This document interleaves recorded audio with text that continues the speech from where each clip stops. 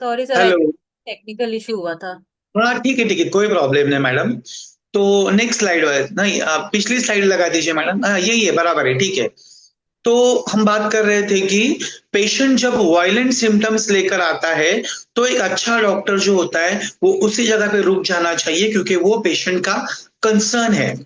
तो if you look closer and ask the right questions, हम इधर उधर के क्वेश्चंस पूछने से अच्छा अगर हम राइट क्वेश्चंस पूछते हैं, you will find a several smaller milder symptoms. वो वायलेंट सिम्टम के साथ में कुछ स्मॉलर और माइल्डर सिम्टम्स हमको मिलेंगे, वो हमने देखना चाहिए। लाइक स्पेसिफिक मूड से, फॉर एग्जांपल फीवर आया हुआ है और फीवर के वक्त उसको इरिटेबिलिटी होती है।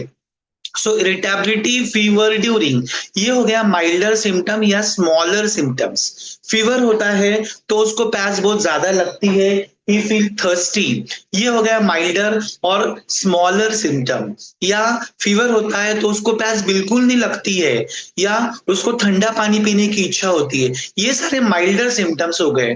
तो देखिए अभी हम 151 एफोरिज्म में बताया गया हुआ है कि कुछ वायलेंट सिम्टम्स, सडन आने वाले सिम्टम्स, और उसके साथ में कुछ smaller milder symptoms like mood, thirst and all this, इन सबको हम अगर साथ में जोड़ देते हैं तो एक बिग फुल पिक्चर बन जाता है। उसको हम बोलते हैं एक्यूट टोटलिटी। और ये एक्यूट टोटलिटी अगर हम लेते हैं, इसके हिसाब से हम सही क्वेश्चंस पूछते हैं, तो हम सही मायने में एक्यूट टोटलिटी बना सकते हैं। और एक्यूट टोटलिटी बनाकर फिर हम एक्यूट मेडिसिन दे सकते हैं।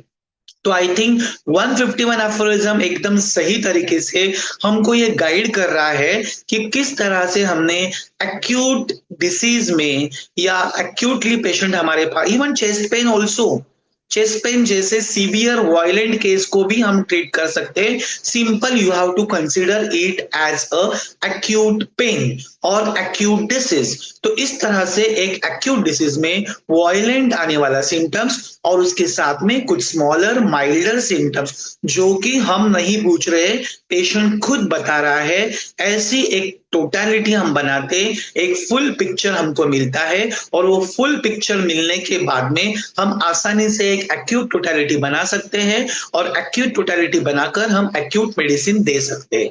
Madam next slide please. Next slide madam.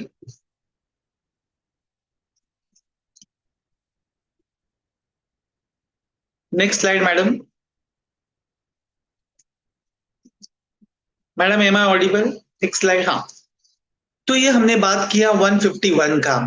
152 में और थोड़ा इसको एलोबरेट किया गया हुआ है, जो कि मैंने अभी बात किया। The worse the acute disease is of so much more numerous and striking symptom, is it generally composed, but with so much greater certainty may suitable remedy for to be found।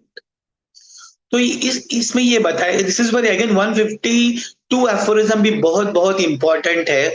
जो भी हमको symptoms मिलते हैं, among the list of symptoms of many medicines, it will not be difficult to find one from whose separate disease phenomena the antitype of totality of symptoms of the natural disease may be constructed। तो इस तरह से हमने एक acute totality बनाई, और उस acute totality के लिए जो जो मेडिसिन हमारे रेपर्टरी में आए हुए, फटक से हमने उसको रेपर्टराइज किया। उस टोटलिटी ऑफ सिम्टम्स को हम बोलते हैं anti type. This has been given in aphorism number 152। और उस वक्त जो मेडिसिन निकल कर आ रही है, से फॉर एग्जांपल फीवर है, इरिटेबिलिटी फीवर ड्यूरिंग है, फीवर 101 है, ये वायलेंट सिम्टम हो गया। इरिटेबिलिटी ड्यूरिंग फीवर, ये माइल्डर स्मॉलर सिम्टम्स हो गया। इन दोनों को हमने जोड़ दिया और रेपर्टरी में हमने देखा, तो उस वक्त जो मेडिसिन आ रही है, that medicine is called as specific remedy. This specific remedy is not that जो हम सोचते हैं कि ऑस्टियोआर्थराइटिस के लिए रेस्टॉक्स है। This is not that specific remedy, this is anti type specific remedy. जबकि हमने एक्यूट टोटलिटी को कंस्ट्रक्ट किया हुआ है, और एक्यूट टोटलिटी को कंस्ट्रक्ट करते समय हमने violent symptoms, sudden symptoms, milder smaller symptoms को जोड़ के एक टोटलिटी बनाई, और उस टोटलिटी को हमने रेपर्टरी से कुछ दवाई ढूंढ निकाली। उस दवाई को, उस मेडिसिन को, उस रेमेडी को हम बोल रहे हैं specific remedy. That specific remedy is specific for that acute condition, for that acute disease. Next slide, madam. The more severe and intense and acute illness is the easier to cure. क्यों ये बताया हुआ है Hahnemann sir ने इन 152 aphorism के अंदर, जो जिसका जिस्ट ये है कि जितना ज्यादा सीवियर सिम्टम रहेगा, जितना इंटेंस रहेगा, उतना वो सिम्टम स्ट्राइकिंग रहेगा, और उतना स्ट्राइकिंग सिम्टम लेके हम आसानी से दवाई को ढूंढ सकते। Like say for example, patient बोलता है कि I am having a pain in the abdomen, better by doubling. सीधा आप रेपर्टरी में जाके इसको ढूंढ सकते। ये आसान क्यों हो गया? क्योंकि सिवियरिटी उतनी है, उतना इंटेंस है। अगर वो इंटेंस नहीं होता तो पेशेंट बोलेगा नहीं, पेशेंट बोलेगा नहीं तो हमको समझेगा नहीं। पेशेंट ने इंटेंसिटी की वजह से, सिवियरिटी की वजह से वो बोला है। Like say for example, if he is saying I am having a throbbing headache and worse by the light, ये स्ट्राइकिंग सिम्टम हो गया, ये सीवियर सिम्टम हो गया, इंटेंस हो गया। उस इंटेंसिटी की वजह से हम आसानी से ड्रग ढूंढ सकते हैं, रेमेडी ढूंढ सकते हैं। This is because severe illnesses produces many clear strong symptoms. These are the loud symptoms, like detailed guide, making much easier, much simple for the physician to find perfect matching remedy, जिसको हम specific remedy in the acute disease बोलते हैं, या तो we can say it a similimum. This has been given in aphorism number 151 and 152. देखिए इतना कुछ काम कर चुके हैं हनीमैन सर, हमको कहीं भी जाने की जरूरत नहीं है, कुछ भी ढूंढने की जरूरत नहीं है। ऑर्गेनॉन खोलो और देखो सब कुछ इज कि एक्यूट डिसीज कैसे ट्रीट करना है हुआ है, is given in aphorism 151, 2 and 3 and 4. Next aphorism madam, next slide. In 6th edition of organon of medicine, aphorism number 153 के बारे में हम बात कर रहे हैं। इसके पहले हमने 151 एंड 152 के बारे में बात किया, जिसमें हमने देखा कि किस तरह से स्पेसिफिक रेमेडी ढूंढनी है, किस तरह से एक्यूट डिसीज होता है, किस तरह से एक्यूट टोटलिटी हमको मिलती है, और कैसे वो हम कंस्ट्रक्ट करते हैं। 153 एफोरिज्म नंबर हमको बताता है that one must focus on the most striking, peculiar, uncommon symptoms, जो कि पेशेंट खुद हमको दे रहा है। सो striking, peculiar, uncommon symptoms rather than general one. Like if there is a fever and patient says headache, so general symptom हो गया, we have to ignore that, we should not take it, we should take only striking. Fever है and he wants to be remain in the bed remain, desire to be remains in the bed, ये striking symptom हो गया है। या irritability fever during, ये striking symptom हो गया है। या तो he wants to quiet during fever, ये स्ट्राइकिंग अनकॉमन पिक्यूलर सिम्टम हो गया है। बुखार आने के बाद में हेडेक होना इज कॉमन, तो उस सिम्टम्स को हम फोकस नहीं करेंगे। ये बात हनीमैन सर ने बताया हुआ है 153 एफोरिज्म में। So the key takeaway in aphorism 153 is that to identify unique characteristics of the disease for suitable cure with the similimum, with the specific remedy, with the anti-type remedy which has been given in aphorism number 151, 152 and 153. Next slide, madam.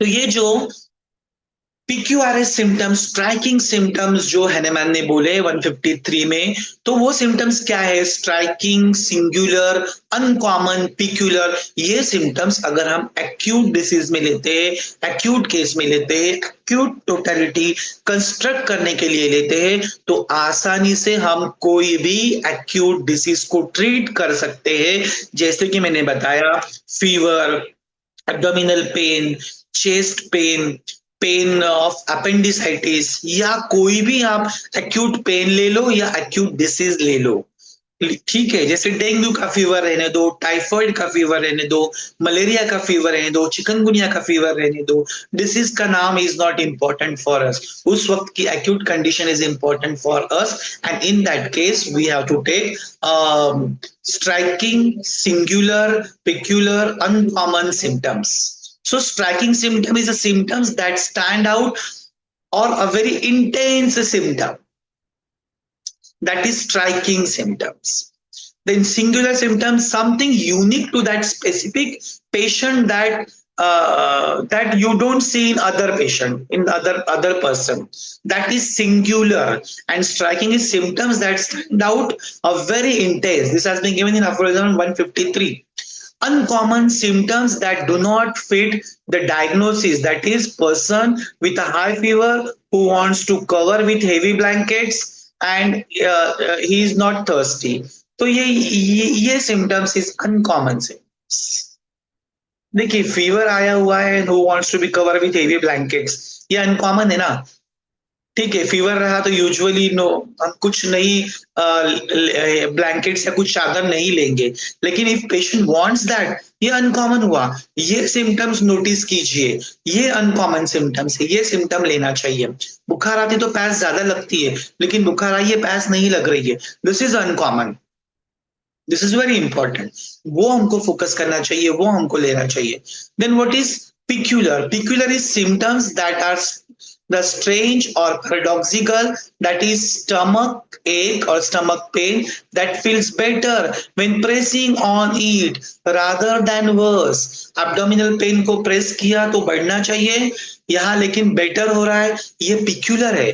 तो इस तरह के acute totality बनाते समय हमने striking, singular, uncommon, peculiar symptoms को एक साथ लेना है, एक्यूट टोटलिटी कंस्ट्रक्ट करनी है, रेपर्टरी में मेडिसिन उस रूब्रिक को कन्वर्ट करके ढूंढना है, और वो स्पेसिफिक रेमेडी देनी है for that specific condition. May it be chest pain, abdominal pain, dengue fever, malarial fever, और whatever. Next slide madam.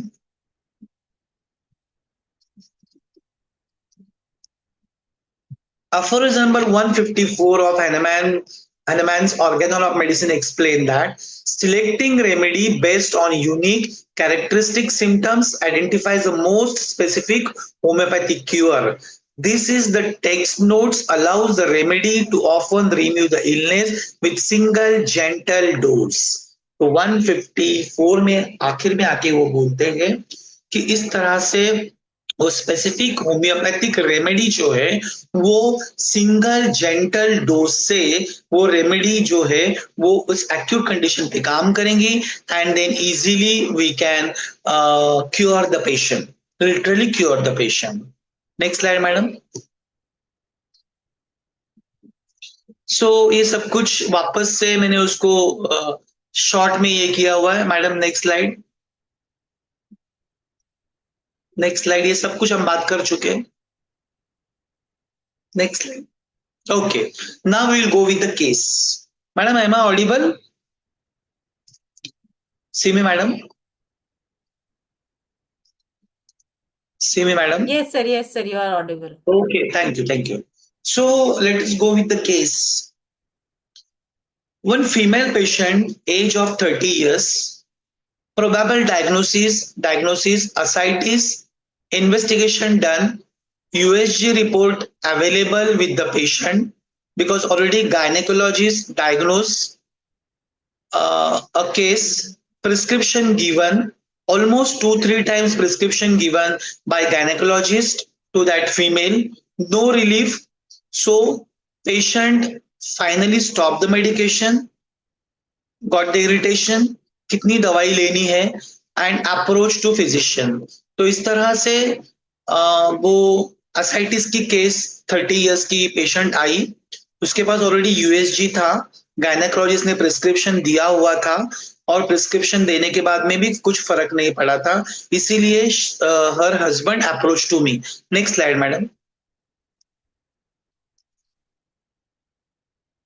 So female patient aged 30 years delivered male baby, after 10 days she complaint, वो complaint कर रही थी bloating in abdomen, little bit bloating हो रहा था उसको, swelling आ गया एब्डोमेन पे, what she was telling, heaviness abdomen, scanty urine, even she drinks lot of water, फिर भी यूरिन पास नहीं हो रहा था.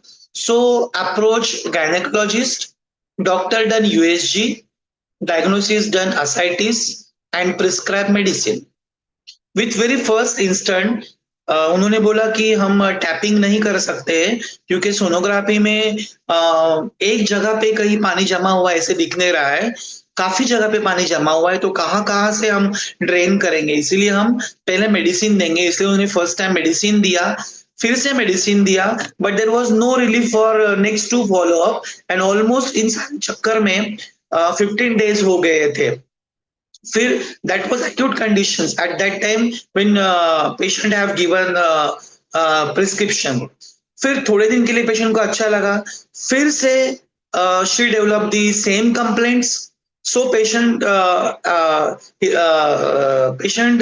Instead of going to gynaecologist, her husband knows me, he is my patient, तो उसने मुझे कॉल किया कि डॉक्टर ऐसे ऐसे हिस्ट्री हुआ था, 15 दिन हो गए थे, कुछ रिलीफ नहीं हुआ, हमने दवाई बंद कर दी, फिर थोड़ा ठीक लगा और फिर से अभी सेम फीवर आ रहा है, ब्लॉटिंग हो गया है, स्वेलिंग हो गया है. मैं बोला कब से हो रहा है, तो बोले इसके पहले 15 दिन पहले हुआ था और अभी वापस से कल से शुरू हुआ है. So now it is acute condition again. So patient stop medication as I told you, history taken on telephone. मैंने पेशेंट को बोला कि पेशेंट तो गांव में है तो क्या करेंगे, तो फिर मैंने बोला कि ठीक है आप वीडियो कॉल कीजिए. So I done video call, history taken on telephone video call, and information collected from the patient's husband as well as on the video call from that patient only. Husband told she become irritable due to the discomfort because of abdominal pain, swelling, heaviness, जो कि 15 दिन पहले था, वापस से अभी कल से डेवलप हुआ है. सो she become irritable due to the discomfort and no other symptoms. Now see again, as per Apollo number 151 and 152, violent symptoms क्या है, एक कि swelling है, heaviness of abdomen है, ये violent है, और milder क्या है, scanty urine है, thirst है, and discomfort and irritability है. तो violent and milder दोनों का combination, वो acute condition, acute totality. Next slide madam. Next slide. So मैंने रेपर्टरी टोटलिटी बनाया, irritability, pain during, that is mental general. Then physical general में मैंने लिया thirst, dropsy with, directly ascites नहीं है, सिंथेसिस रेपर्टरी में, मोबाइल में.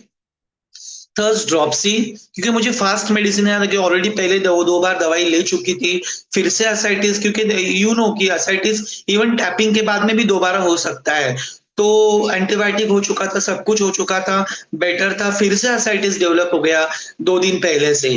तो फिर से मुझे एक्यूट कंडीशंस को रिकंस्ट्रक्ट करके मैंने फिर thirst dropsy, irritability, pain during abdomen, dropsy, ascites and urine scanty, ये टोटलिटी मैंने बना ली. That is irritability, pain during, thirst dropsy with dropsy, ascites, urine scanty. Next slide madam. So close coming remedies इसमें आ रहे थे arsenic, aconite, apis and apocynum. And it is very easy actually, totality बनाना भी एकदम आसान हो क्योंकि सब कुछ पेशेंट ने बोला, मैंने कुछ भी क्वेश्चंस नहीं पूछा, सिर्फ आया आस्क कि अब जब थोड़ी हल्की सी बुखार आई है, सी हियर बुखार इज माइल्डर सिम्टम, बुखार इज नॉट वायलेंट सिम्टम, तो but swelling, abdominal pain is violent symptom. तो फिर मैंने पूछा कि अभी बुखार आई है तो क्या कुछ स्वभाव में चेंज आया हुआ है, कहते हैं हर हस्बैंड टोल्ड कि वो थोड़ा इरिटेबल हो चुकी है, डिस्कम्फर्ट है. So I take irritability, pain during. तो क्लोज कमिंग रेमेडीज आ गए arsenic, aconite, apis and apocynum. Next slide madam. So final prescription with differentiation of close remedy. Patient is not at all fastidious. What I have gained the information from the patient's husband, और जिस तरह से मैंने video call पे उसको देखा, तो I think she is not arsenic. And arsenic का थर्स्ट फॉर स्मॉल क्वांटिटी होता है, ये तो बहुत सारा पानी पी रही थी, बताया भी मुझे उसने कि बहुत प्यास लग रही है, मैं बहुत पानी पी रही हूँ, फिर भी यूरिन पास नहीं हो रहा है। So whereas in this case thirst is for large quantity, pace second medicine था aconite, pace of aconite and with other symptom is not going with the aconite, इसलिए मैंने aconite भी नहीं सोचा। एपिस थर्स्टलेस है, पेशेंट इज थर्स्टी, तो close coming ready थे arsenic, then aconite, apis. अब फोर्थ मेडिसिन थी apocynum. Apocynum is thirsty during में, I have gone to the materia medica, Boericke's materia medica देखा मैंने। Apocynum is thirsty during dropsy, she drinks plentiful and there is no out of throw water. This has been given on page number 101 on Kent's repertory. Okay, सो ये मैंने symptom लिया Apocynum का। Apocynum is thirsty during dropsy and so I have prescribe Apocynum. ये Kant's रेपेटेड है, Kant's मटेरा Medica में, हाँ sorry. Apocynum is thirsty during dropsy, she drinks plentiful and there is no outthrow of water. This symptom has been written on Kent's Matera Medica on page number 101. तो मैंने boric तो मेट्रामेडी का refer किया and Kant's मेट्रामेडी का refer किया। Apocynum का page number 101 में ये सिम्टम दिया हुआ था, so I prescribe apocynum remedy. Next slide madam. Apocynum cannabinum 200 water dose, usually मैं एक्यूट में वाटर डोज देता हूँ। मेरे पास एलएम पोटेंसी नहीं थी क्योंकि मुझे फ्रीक्वेंटली वो रिपीट करनी थी ताकि पेशेंट को जल्दी से आराम आ जाए। So I have given the water dose, apocynum cannabinum 200 water dose given. Ask the patient to repeat it for every half an hour for next 2 days and then reduce the frequency of the dose. इस तरह से मैंने doses दिए patient को और बोला कि फिर मुझे 2 दिन के बाद में आप कॉल कीजिए। Water dose given according to aphorism number 247 and 248 as well as footnote of aphorism number 246 and aphorism number 270 and 272। इसके अंदर वाटर डोज कैसे देना है, वाटर डोज किस तरह से एडवोकेट किया जाता है, this has been given by doctor sir Samuel Hahnemann. तो मैं यूजुअली एक्यूट में वाटर डोज देता हूँ, इवन क्रोनिक में भी देता हूँ, जिसका एक्सप्लेनेशन 247, 248, 246, 270 एंड 272 के फुटनोट्स में भी दिया गया हुआ है। So I give water dose, ask the patient to repeat it for every half an hour for next 2 days and then reduce the frequency. Next slide। तो फिर मेरे पास बिफोर आफ्टर सोनोग्राफी है इस पेशेंट की, एक्चुअली वो देखना चाहिए। तो जो भी असाइटिस का फ्लूइड था वो सेकेंड इसके अंदर बिल्कुल ही ये हो गया, कम हो गया, मतलब चला ही गया।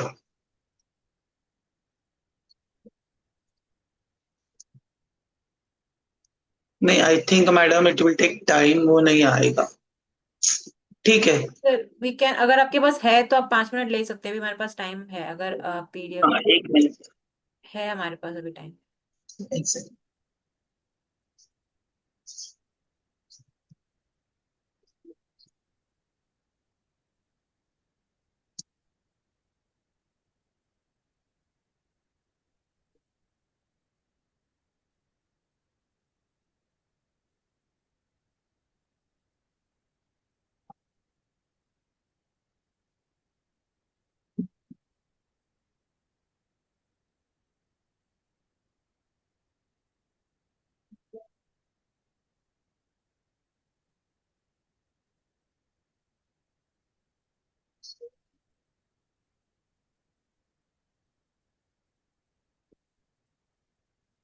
मैडम सहानी सर का नंबर मेरे पास है, उनको भेज दो, आप ले सकते हो उनसे। सर ले तो सकते हैं, मैं आपको मैसेज कर देती हूँ सर, आप मुझे भेज दीजिए। हाँ, आप हाई कीजिए मुझे मैडम। हाँ मैं भेज रही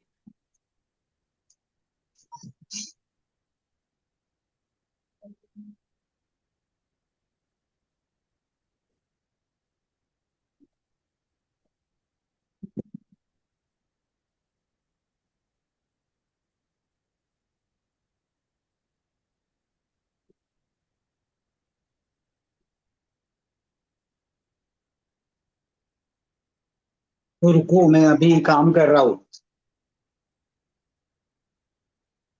हम्म।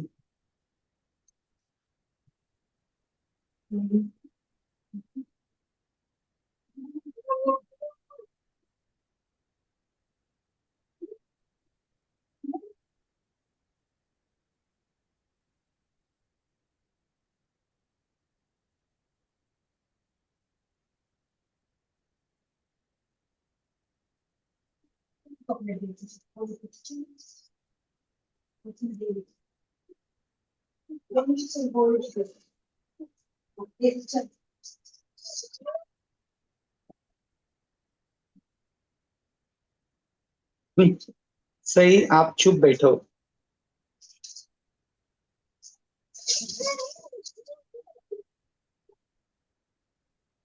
सर मिल गया आपको रिपोर्ट? हाँ, मिल गया madam, I am just sending to you.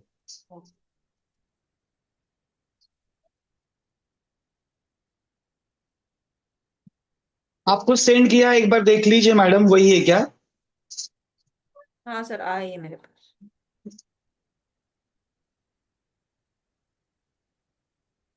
हाँ, बिल्कुल।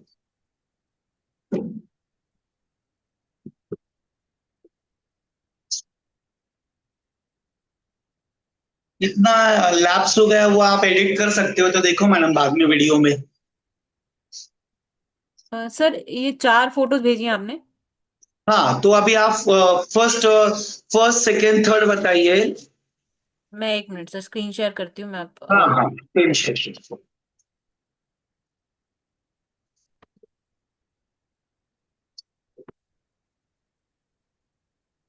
आप डालिए, एक एक में एक्सप्लेन करता हूँ, कोई दिक्कत नहीं। प्योर वाली भी मुझे पता है।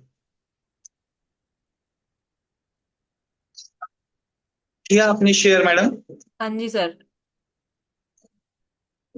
ये वाला आपने अभी जो किया है,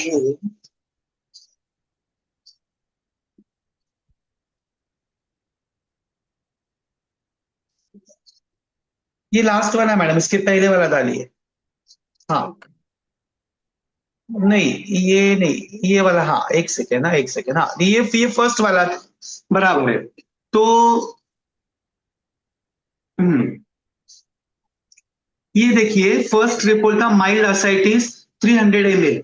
ठीक है, इसके बाद में एक डालिए मैडम। सेकेंड सोनोग्राफी किया,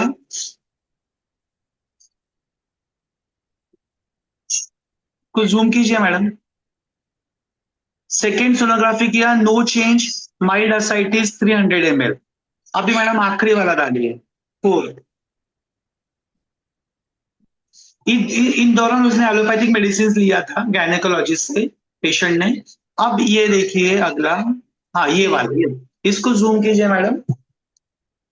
सो here you see trace fluid seen. Madam zoom कीजिए। Trace fluid seen in Morison pouch in the interboil area in the left paragolic gutter region in the region of pelvis.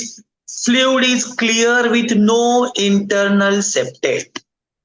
तो यहां उन्होंने वो sonography में बोला है कि fluid is absolutely clear with no internal septate, जो कि 300 ml फ्लूइड था पहले। सेम जगह पे सोनोग्राफी किया हुआ है। I ask them go to the same gynaecologist, show them, उनसे सोनोग्राफी करवाइए और उनको बताइए कि मैंने क्या किया है क्या नहीं किया है।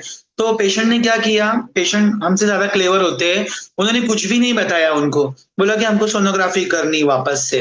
और फिर उन्होंने फिर ये सोनोग्राफी किया, बोला कि तो पानी तो पूरा सूख गया है। So patient very very happy. फिर उन्होंने बोला कि कौन सी दवाई ली, क्या किया, तब जाके उन्होंने बताया कि आपकी दवाई से कुछ असर नहीं हुआ, फिर अल्टीमेटली हमने होम्योपैथिक लिया। थैंक्स टू दैट गायनेकोलॉजिस्ट, उन्होंने अप्रिशिएट किया कि बहुत अच्छा ये फ्लूइड आपका ये हो गया है, क्लियर हो गया है। दिस इज हाउ मैंने एक्यूट डिसीज में इस तरह से असाइटिस जैसे केस को भी आसानी से क्लियर करवा सका. So it's all because of Organon 151, 152, 153, 154 and water dose system and apocynum. So materia medica, Organon, repertory, इन सबको मिला के मैंने ये एक इस तरह से एक्यूट केस में वर्कआउट किया. ऐसे ही मैडम अभी आप ये पीपीटी बंद कर सकते हो. होप आई थिंक दिख गई है सब लोगों को यूएसजी.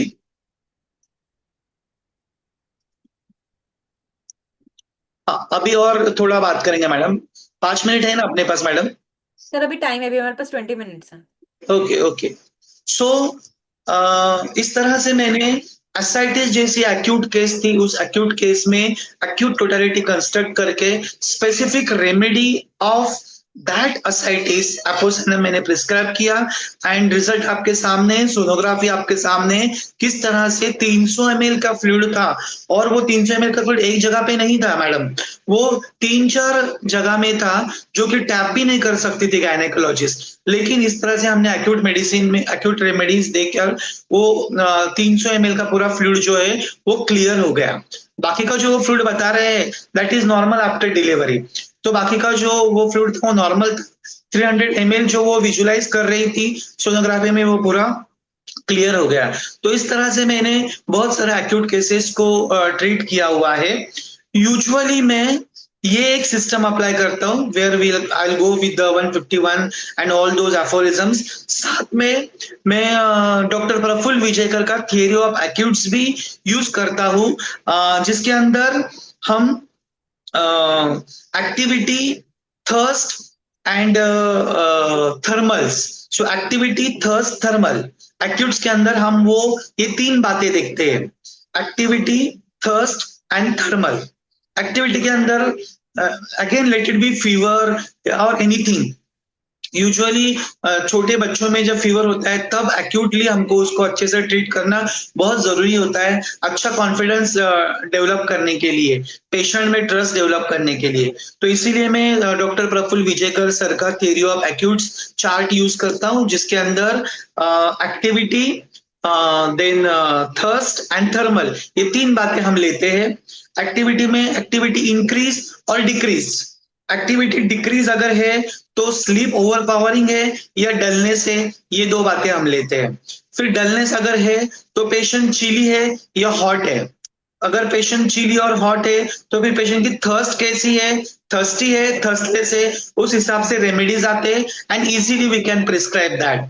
थियरी ऑफ एक्यूट्स का ऐप ऑनलाइन भी अवेलेबल है, फ्री है, हम वो डाउनलोड कर सकते हैं, जिससे आसानी से हम क्लिनिक के अंदर एक्यूट केसेस को ट्रीट कर सकते हैं. तो हम बात कर रहे थे एक्टिविटी डिक्रीज. एक्टिविटी डिक्रीज है तो स्लीप ओवर पावरिंग है या डलनेस है. डलनेस अगर है तो चिली है या हॉट है. चिली अगर है तो थर्स्टी है, थर्स्टलेस है. हॉट अगर है तो थर्स्टी, थर्स्टलेस है, और उसके अलग अलग रेमेडीज है. वैसे ही एक्टिविटी अगर इंक्रीज है तो फिजिकल एक्टिविटी इंक्रीज है या मेंटल एक्टिविटी इंक्रीज है. अगर फिजिकल एक्टिविटी इंक्रीज है तो फिजिकल रेस्टनेस है तो चिली है या हॉट है. चिली और हॉट है तो अगेन चिली में थर्स्टी है, थर्स्टलेसनेस है. वैसे ही मेंटल एंजाइटी अगर इंक्रीज है तो मेंटल एंजाइटी में पेशेंट चिली है, हॉट है, अगेन चिली में थर्स्टी है, थर्स्टलेसनेस है, हॉट में थर्स्टी है, थर्स्टलेसनेस है. ये हम देते हैं, ये हम लेते हैं. सो activity increase, activity decrease. Activity increase में सिर्फ physical activity increase, mental activity increase नहीं, 2 सिम्टम और होते हैं. Verbal activity increase, like patient sing and versus makes, गाना गाते बुखार में या बड़बड़ करते, बात करते बहुत ज्यादा, तो वो 2 सिम्टम्स भी वो थ्योरी ऑफ एक्यूट्स के चार्ट में. और एक तीसरी, जैसे कि मैंने बताया, एक्टिविटी में इंक्रीज, डिक्रीज, देन थर्मल में चिली, हॉट एंड थर्स्टी, थर्स्टलेस. ये बातें हम फटाक से लेते हैं, इसके लिए 1 या 2 ही मिनट लगता है. थर्ड बात है, if there is activity, no increase, no decrease, there is no change. Fever है, एक्टिविटी में कुछ चेंज नहीं है, पहले बच्चा जैसे खेलता था वैसे अभी भी खेल रहा है, no change. There are only 3 medicine, 3 remedies, opium, natrum mur, silicea. इन तीनों में से मैं फिर डिफरेंशिएट करता हूँ मेडिसिन को और प्रिस्क्रिप्शन देता हूँ, और इस तरह से वो नो चेंज में 3 मेडिसिन, ओपियम, नाट्रामुर, सिलिशिया। इस तरह से theory of acute chart by Praful Vijayakar को यूज करके मैं एक्यूट टोटलिटी कंस्ट्रक्ट करके ये चार्ट का यूज करके एक्यूट्स में मेडिसिन देता हूँ। और मैंने कई सारे fevers in from a small baby of 3 months, 2 months to old age of 80 years, इन सारे केसेस में मैंने एक्यूट कंडीशंस को आसानी से होम्योपैथी से वाटर डोज देकर, बड़ों में वाटर डोज देकर, बच्चों में अगेन वी कैन गिव 1 पील, चम्मच में थोड़ा दूध लेकर उसको डिसॉल्व करके स्मॉल बेबी को हम दे सकते हैं। इस तरह से देकर मैंने एक्यूट कंडीशंस में with the help of 151, 152, 153 and 154 aphorisms को समझकर, जानकर मैंने एक्यूट केसेस में इस तरह से काम किया हुआ हूँ। और बहुत सारे लोग इस तरह से काम कर रहे हैं। मैं तो एक छोटा सा होम्योपैथिक डॉक्टर हूँ जिसने एफोरिज्म को समझा, एक्यूट कंडीशंस को समझा, किस तरह से peculiar, singular, uncommon, striking symptoms को एक्यूट में हम जानकर एक्यूट टोटलिटी कंस्ट्रक्ट करके स्पेसिफिक रेमेडी दे सकते हैं। और इस तरह से तीव्र रोगों में, एक्यूट कंडीशंस में, एक्यूट डिसीजेस में हम काम कर सकते हैं। मैंने डेंगू के केसेस में भी इस तरह से एक्यूट चार्ट का इस्तेमाल करके बाय डॉक्टर प्रफुल्ल विजेकर का मैंने केसेस को ट्रीट किए हुए हैं। और इस तरह से जब हम एक्यूट में पेशेंट को रिजल्ट देते हैं तो एक ट्रस्ट डेवलप होता है और हमारा भी एक कॉन्फिडेंस बढ़ता है। इस तरह से बहुत सारे केसेस मैंने ये किए हुए। आज मैंने आपको एक असाइटिस का केस बताया हुआ है, तो इस तरह से डिफिकल्ट केसेस थोड़ा बताए तो अच्छा भी लगता है। फीवर वगैरह केसेस तो आसानी से सॉल्व हो सकते हैं। असाइटिस गायनेकोलॉजिस्ट ने सॉल्व नहीं कर पाया, वो हमारी होम्योपैथी में सिर्फ एपोसाइनम की वाटर डोज से, few water doses of 2 days patient is all right. So thank you very much madam, thank you. And thank you, Sahani sir and team. Thank you very much. Thank you very much sir for this wonderful session. और मैं जरूर इसमें कुछ add करना चाहूंगी। Being जी। A homoeopathic student, मैं भी ये चीज देखती हूँ कि क्रॉनिक डिजीज में तो मतलब पेशेंट्स को रहता ही है कि क्रॉनिक में, बट जब एक्यूट में जब उनको रिलीफ मिलता है तो पेशेंट्स का एक बहुत ज्यादा जो कहते हैं कि ट्रस्ट बिल्ड होता है कि अच्छा एक्यूट्स में भी वर्क कर रहा है। मैंने खुद से देखा है बहुत सारे पेशेंट्स को ऐसे होते हुए, ठीक होते हुए, तो देखा है कि हाँ कैसे रिजल्ट आते हैं और कैसे उसके बाद पेशेंट्स और ज्यादा ट्रस्ट करने लगते हैं कि ओके एक्यूट्स के लिए भी हम होम्योपैथी कंसल्ट कर सकते हैं, हर चीज के लिए हमें एलोपैथ में जाने की जरूरत नहीं है।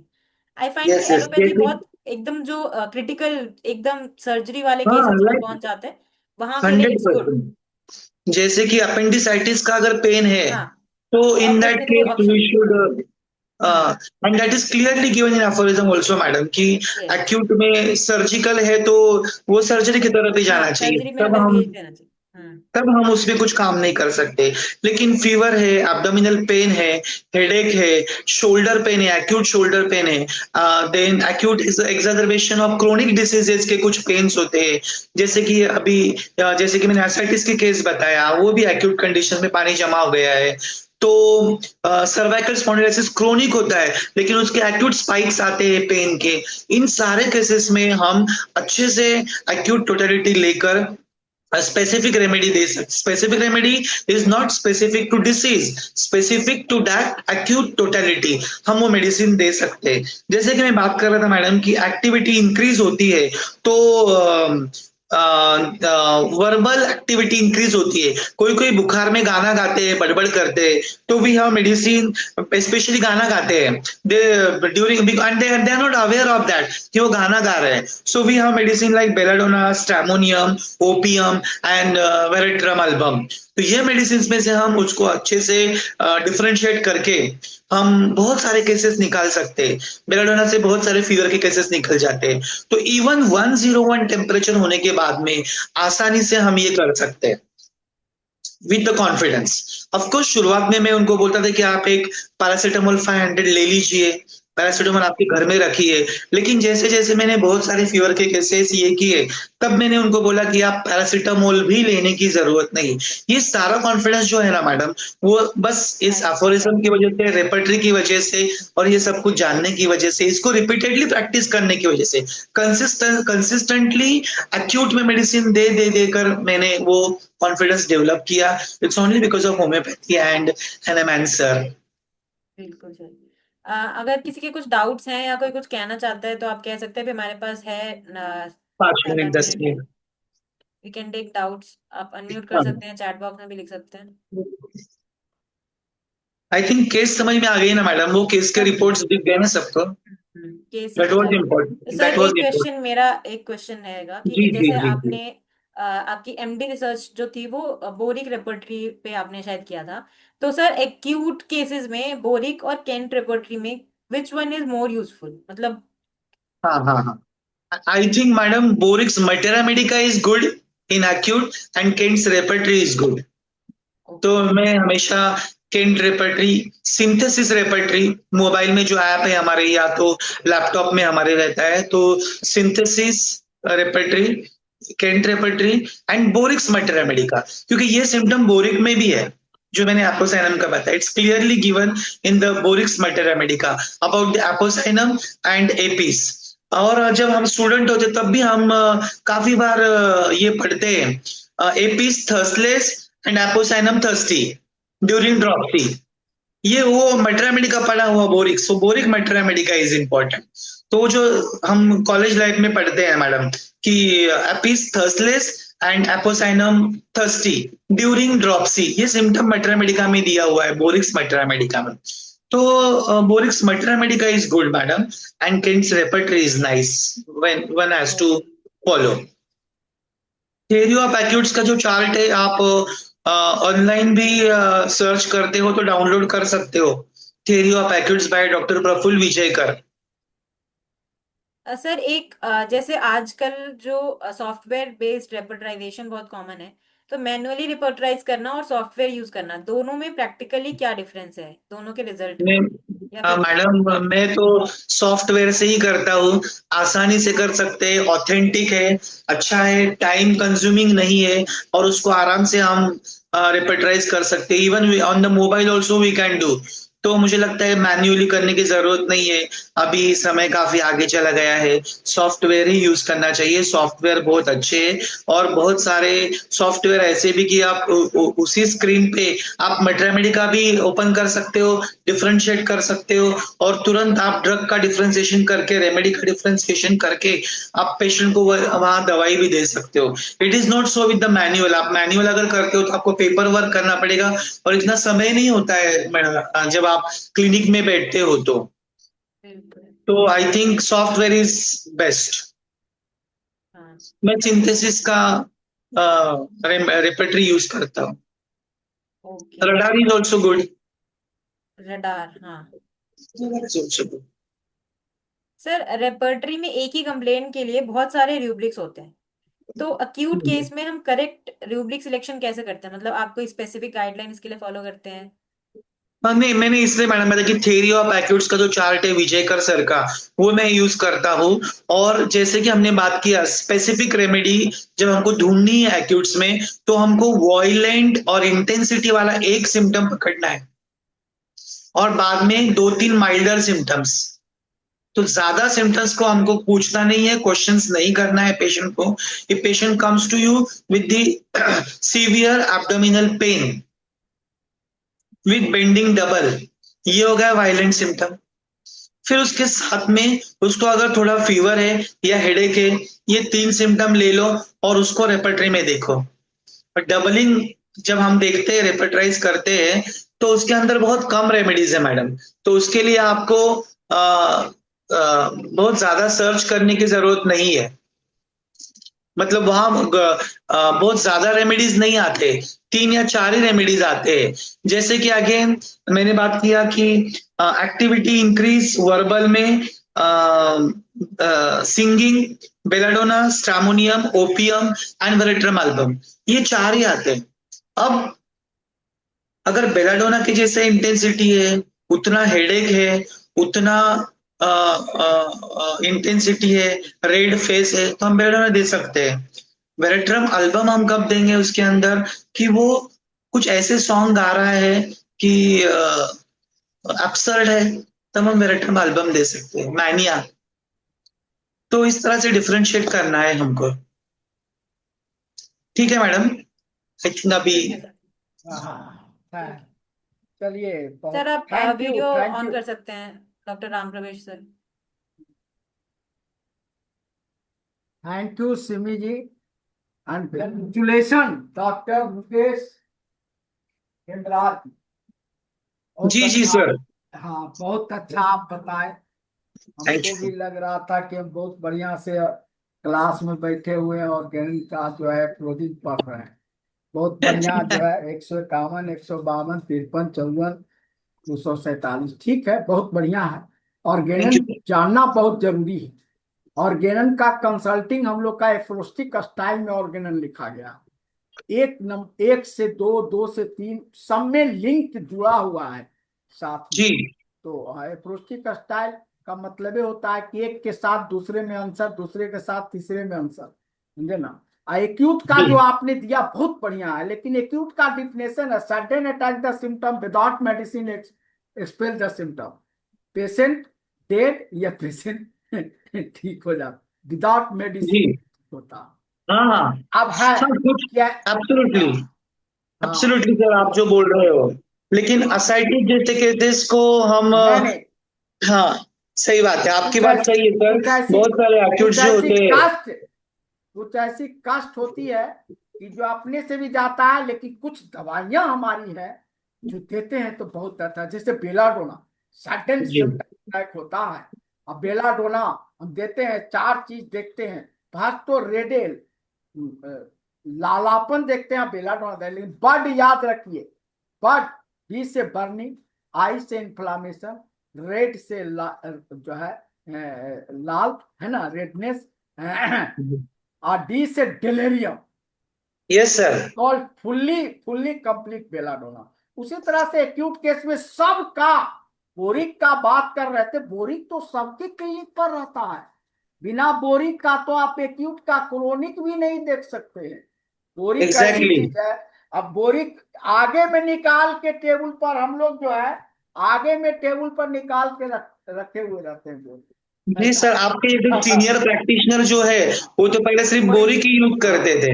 हाँ, बोरिक है, बोगर है, ये सब तो बहुत अच्छी किताब सर है और एक्यूट के लिए। तो वेरी वेरी अब थैंक्स हाँ जी। Thank doctor you sir. Mukesh Hemraj ji. इसी तरह से आइए, घर घर होम्योपैथिक, घर घर होम्योपैथिक। बहुत बहुत धन्यवाद। Thank you sir. Thank thank you very much sir. Thank you doctor Mukesh Hemraj Pariwal sir. आज का सेशन बहुत एनरिचिंग रहा। अक्यूट डिजीज में होम्योपैथी की इफेक्टिवनेस को केस स्टडीज के थ्रू देखना ये सभी प्रैक्टिशनर्स और स्टूडेंट्स के लिए इक्वली वैल्यूएबल था। Thank you to all the participants and to IFPH for this wonderful platform. कल फिर मिलेंगे। Have a wonderful evening. Now I hand over this session to English team.